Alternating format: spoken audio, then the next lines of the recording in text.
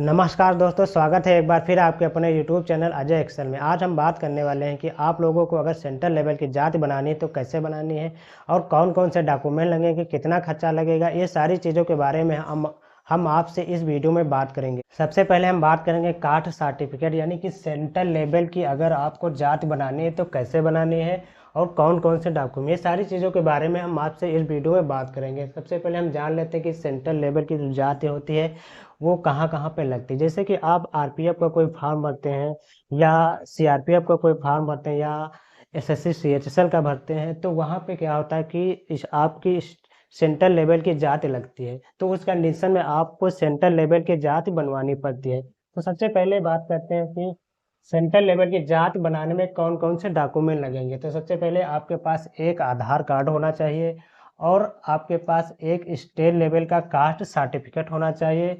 फिर आपके पास एक इनकम सर्टिफिकेट होना चाहिए, वो भी दोनों आपके 6 मंथ ही के अपडेट ही होने चाहिए, यानी कि 6 मंथ से ज़्यादा के नहीं होने चाहिए।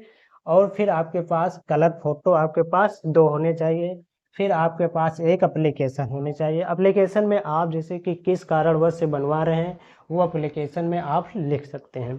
फिर आपके पास सेल्फ डिक्लेरेशन फार्म होना चाहिए। सेल्फ डिक्लेरेशन फार्म में जैसे कि आप अपनी कैटेगरी के अनुसार आप सेल्फ डिक्लेरेशन फॉर्म भर सकते हैं। जैसे कि अगर आप ओबीसी हैं तो ओबीसी का भरेंगे, अगर आप एससी हैं तो आप एससी का भरेंगे। फिर अगर बात की जाए कि कौन कौन से अधिकारी इसे बना सकते हैं, मान लीजिए आपको डीएम से बनवाना है तो आप डीएम ऑफिस जा करके आप डीएम से कह के आप कास्ट सर्टिफिकेट बनवा सकते हैं। अगर आपको डीएम के पास नहीं जाना है तो आप एसडीएम के पास जा करके बनवा सकते हैं।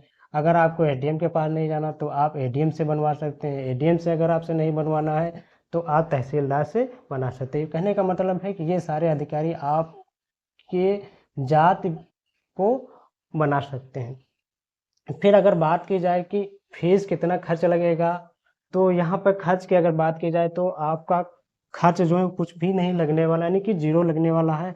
अगर बात की जाए कि अगर आपको किसी से कह के बनवाते हैं तो वहाँ पे जो भी आपको बनवाएगा तो वो 100 200 300 रुपये जो भी आपसे चार्ज कर सकता है। इससे क्या होता है कि आपको जो जाति प्रमाण पत्र है वो आपको जल्दी मिल जाएगी।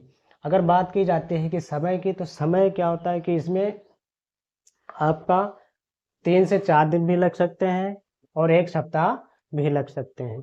आई होप कि आपको इस वीडियो में जाति प्रमाण पत्र कैसे बनती है, कहाँ पे जाना होगा, ये सारी चीज़ों के बारे में आपको पता चल गया। अगर नहीं पता चला है, कोई दिक्कत है तो आप कमेंट में इसकी जानकारी आप हमें दे सकते हैं। आई होप कि आपको इस वीडियो में सारी जानकारी समझ में आ गई होंगी।